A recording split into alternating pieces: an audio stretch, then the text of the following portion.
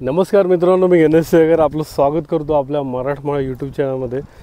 व्हिडिओचं title बघून आणि मागचं बॅकग्राऊंड बघून तुम्हाला काही गोष्टी लक्षात येत असतील.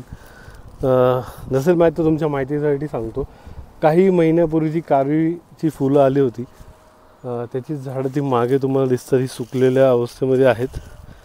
आणि जे पण काय असं, पण आपला टॉपिक जो आहे तो खूप महत्त्वाचा आहे आणि त्या विषयावर आपण बोलूयाच. पण त्याआधी जर तुम्ही चॅनलवर पहिल्यांदा आला असाल आणि अजून तुम्ही चॅनल सबस्क्राईब केलं नसेल तर चॅनल सबस्क्राईब करायला विसरू फ्रीमध्ये, कारण खूप मेहनत लागते व्हिडिओ बनवायला, पण काही सेकंड लागतात.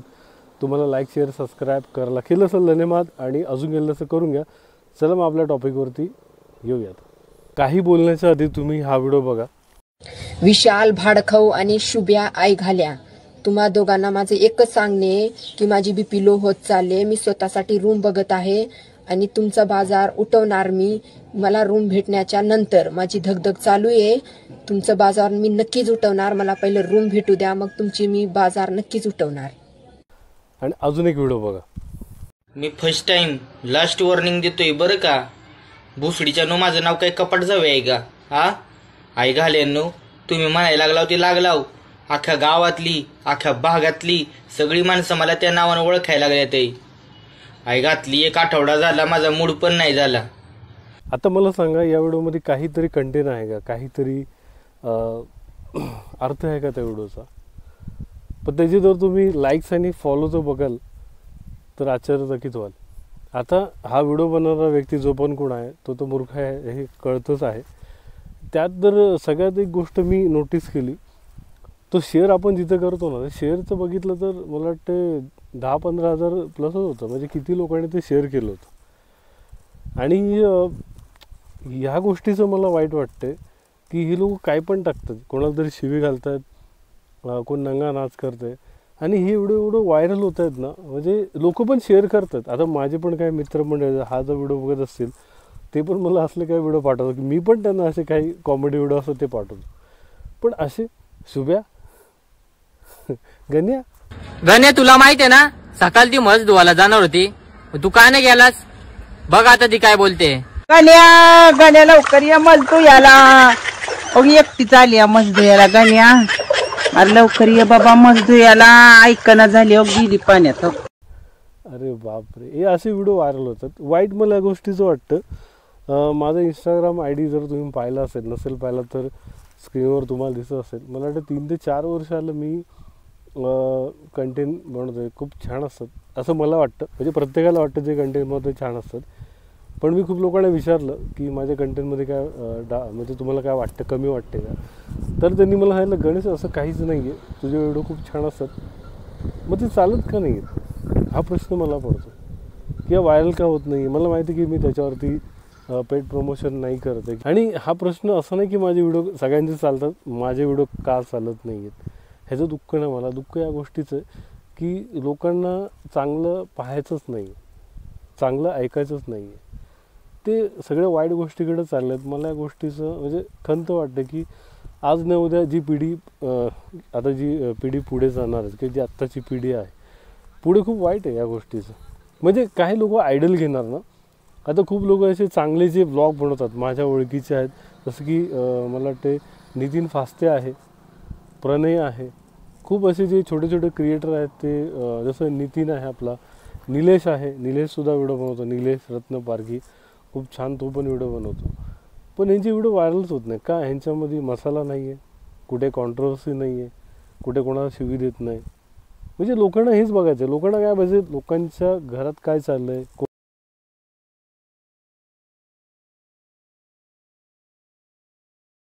हे कुठेतरी खूप बेकार होत चाललेलं आहे. आणि काय पिढी आदर्श घेणार म्हणजे पुढची जी आता जे रील पाहत आहेत. फॉर एक्झाम्पल ह्या टॉपिकवर मला आता जो मी टॉपिक बोलणार त्या टॉपिक मला बोलायचं नव्हतं, पण तरी पण हा विषय निघाला तर बोलूया. सूरज चव्हाण जेव्हा बिग बॉस जिंकला होता, बिग बॉस मराठीचे विनर सूरज चव्हाण.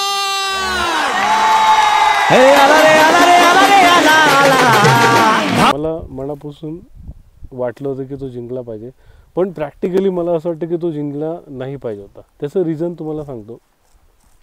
आता तो काय पण तुम्ही त्याचे व्हिडिओ पाहिला असाल, स्क्रीनवर तुम्ही बघत असाल, तो माझा झापक झुपक पॅटर्नचं वादळ कधी कमी होऊन नाही देणार. तो टॉपचा किंग, टॉपलाच गाजणार आणि तुमच्या मनावर राज्य करणार. दिलाची धडकन एक खाऊन गोले गात. Band is band only on. तो काही करतो, म्हणजे कोणाशी काय पण करतो, आणि तो बिग बॉस जिंकला. आता आत्ताची जनरेशन जे लहान पोरं ते काय पाहणार आहेत? त्यांना एक गोष्ट कळते की आता जसं की आपण जसे माझ्या आधीची मागची जनरेशन जी आता म्हणजे माझे आईवडील म्हणा, ते शिकून वगैरे मोठे चांगले जॉबला, कोण गव्हर्नमेंट जॉबला होतं. आता आम्हाला हे माहीत होतं की जर अभ्यास वगैरे केला तर चांगला जॉब मिळेल. पण आत्ताची पिढी काय आदर्श घेणार? त्यांना हे दिसतं की तो काय पण व्हिडिओ बनवतोय, नंगा नाच करतोय आणि तो सेलिब्रिटी बनतोय, टी व्हीमध्ये जातोय, तर सगळेजण हेच आदर्श घेणार. तर मला तरी असं वाटतं कधी कधी आपलं पण चुकतंय, कारण आपण ते पाहतोय म्हणून ते व्हिडिओ बनवतो. आपण जर ते पाहिलंच नाही तर का ते व्हिडिओ बनवतील ना? तर मला याच विषयावरती बोलायचं होतं. प्लीज तुम्ही कोणालाही असा आदर्श मानू नका की ते तुम्हाला काही देतच नाही. जो जर नॉलेज देत असेल तर त्याला तुम्ही आदर्श म्हणा, त्यात तुमचा काहीतरी फायदा असेल. का तुम्ही त्याचे तो नागडा नाचतोय, तो काहीतरी शिव्या घालतोय. माझा मित्रच सांगतो, आता त्याचं नाव बी घेणं, तो माझ्या बाजूला बसून असे काही व्हिडिओ बघतो, त्यातून आपल्याला काही नॉलेज भेटत नाही. आणि असे जोक्स आहेत, ते जोकवरती राग आला पाहिजे पण तो हसतो. क्यूट वाटते. कोणी आई बरोबर आलं तुमच्यापैकी? कोणी आलंय? कुठे आई? अच्छा तू आई आहेस? अरे मा कसम संतूर. अरे तुम्ही आई आहात तिची? किती वर्षात लग्न झालेलं तुमचं? किती वर्ष? नाही तुम्ही तेव्हा किती वर्षाचे होता? अच्छा अच्छा अच्छा, तुम्ही यंग वाटतं यार जाम. आता घरी जाऊन नवऱ्याला बोलेत, तो परका पुरुष बोलून गेला आणि तुम्हाला घरच्या बाईची कदर नाही. मग नवरा म्हणते त्याला बोल एक दिवस राहायला. आता तो हा मला माहिती आहे की तो माझे व्हिडिओ एवढं पाहत नाही. माझा चांगला मित्र आहे तो कधीच्या काळी जर व्हिडिओ पाहिला तर बघतो. तर त्या गोष्टीचं मला वाईट वाटतं की आपलीच माणसं जर आपला व्हिडिओ बघत नाही तर बाहेरच्या लोकांकडून काय अपेक्षा आपण ठेवायचं. हे काय मी तोंड मारत नाही आहे, पण मला म्हणायचं होतं की ही जी पिढी, आत्ताची पिढी खूप वाया जात चाललेली आहे. तर ह्याच्यावर कुठेतरी तोडगा काहीतरी निघला पाहिजे असं मला वाटतं. आता तोडगा काय असणार की तुम्ही चांगल्या व्हिडिओला प्राधान्य द्या ना.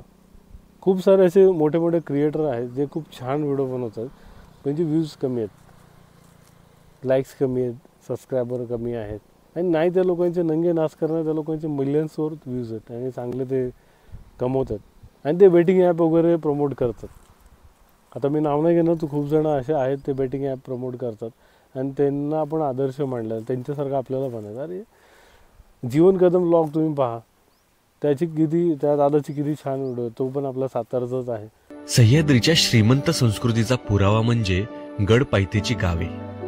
म्हणजे बघा ना, सह्याद्रीचे शौर्य इथल्या अभेद्य गड किल्ल्यांच्या रूपात आजही विद्यमान असले तरी ते शौर्य व इतिहास जगाच्या कानाकोपऱ्यात पोहोचवण्याचे काम मात्र इथल्या गावखेड्यातील माणसांनीच केलं. सकाळ सकाळी गावातील लोक ही त्यांची नित्यनेमाची कामे आवरून कोणी गुरांकडे, कोणी शेताकडे, तर कोणी खेकडे पकडायला डोंगर दऱ्यात निघालेली दिसतात. हिरव्यागार डोंगर पठारांवर गुरे चारायला आलेली गुराखी, गुरांच्या भोवती घिरट्या घालणारा बगळ्यांचा थवा व येणाऱ्या जाणाऱ्या वाटसरूंसोबत रंग. किती छान व्हिडिओ असतो, पण त्याला पण कधी कधी खंत वाटते की अरे मी काय करतो. म्हणजे लोकांना काय आवडतं हेच कळत नाही, आणि जे आवडतं ते आपल्या मनाला पटत नाही. जसं की माझ्या मनाला पटत नाही.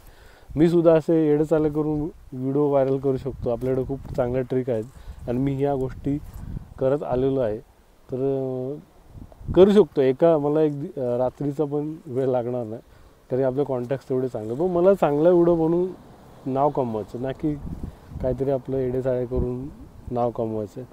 आणि जर मला तसं करायचं असतं तर मी आधीच केलं असतं. आणि मी यूट्यूब चॅनल चालू करायचं कारण एकच होतं की मला आवडतं, मला हॉबी आहे, मला फिरायला आवडतं, सिनेमॅटोग्राफी आवडते, एडिटिंग आवडते, लिहायला आवडतं, बोलायला आवडतं, आणि त्यामुळे मी यूट्यूब चालू केला होता. कधी मी असं विचार नाही केला की माझे खूप चांगले सबस्क्रायबर होते, पण जे आहेत ते तरी व्हिडिओ चालले पाहिजेत. नाही ते व्हिडिओ चालतात, म्हणजे ज्याची मला अपेक्षा असते ते व्हिडिओ चालतात. तर ह्याचं कुठंतरी मला वाईट वाटतं की या पिढीला हे कळणं महत्त्वाचं की काय चांगलं आणि काय वाईट आहे. आणि कधी कधी त्यांना कळतसुद्धा असतं काय चांगलं आणि काय वाईट आहे, तरी त्या मार्गाला ते जातात. आता एक रिसेंटली एक वेब सिरीज आली होती, द सिक्रेट्स ऑफ शिलेदार. खूप छान वेब सिरीज होती. खूप लोक पाहत आहेत, पण मला असं वाटतं की जेवढं तिला मान दिला पाहिजे तेवढा दिलं जात नाही आहे. म्हणजे तेवढं प्राधान्य दिलं पाहिजे तेवढं दिलं जात नाही आहे. कारण खूप लोकांना माहीतच नाही, कारण लोकांना त्याआधी इंटरेस्टच नाही. लोकांना इंटरेस्ट काही आहे. गण्या लवकर या मजदू याला. एकटीच आली या मजदू याला गण्या. अरे लवकर ये बाबा मजदू याला. ऐकना झाली गेली पाण्यात. नाही त्या गोष्टी बघण्यापेक्षा ज्या खरंच आपल्या इतिहासाच्या आहेत किंवा खूप काय जनरल नॉलेज, त्या गोष्टी शिका, त्या गोष्टी पहा. जर तुम्ही व्हिडिओ पाहिलेच नाहीत तर ते व्हिडिओ कशाला बनवतील व ते त्यांची मेहनत कशाला वाया घालवते. आणि या कारणामुळे काय होणार आहे, जी काही गोष्टी रहस्यमय गोष्टी असतात किंवा इतिहास आहे तो मागे पडणार आहे. आणि आताची पिढी काय करते, जंगली रमी खेळते. 25 रुपए में बाइक, 30 रुपए में आईफोन, 50 रुपए में कार और लाखों में कैश. आप सोच रहे होंगे कि ये कैसे हो सकता है. अरे भाई जी बिल्कुल हो सकता है. जंगली रमी की टूर्नामेंट ट्राई कीजिए, जिनमें है एंट्री फी छोटी और इनाम बड़े बड़े. इसलिए डाउनलोड कीजिए जंगली रमी ऐप, सिर्फ जंगलीरमी.com पे. आम्ही जर लहान होतो सापशिडी खेळायचो, व्यापार खेळायचो, लंगडी खेळायचो, भवरे खेळायचो, खूप काय अशा गोष्टीचं पतंग उडवायचं. आजकालची लोक म्हणजे आजकालची जनरेशन या गोष्टी करायलाच मागत नाही. ते फक्त फोनमध्ये आणि फक्त फोनमध्ये, आणि हा व्हिडिओ पण ते फोनमध्येच बघत असतील. तर दुसरी गोष्ट आहे, पण मला असं म्हणायचं की नाही तर लोकांना पुढे घेऊन जाऊ नका, नाही ते व्हिडिओ बघू नका.